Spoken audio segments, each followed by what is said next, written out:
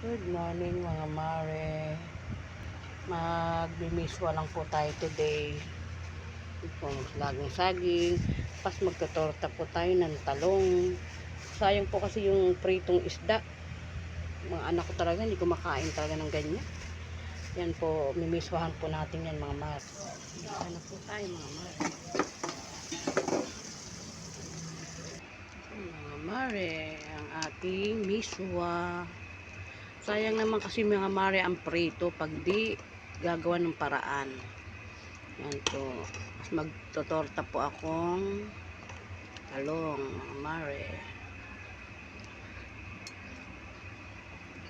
Ito ang ating almusal today mga mare. Miswa. So, torta po tayo ng talong mga mare.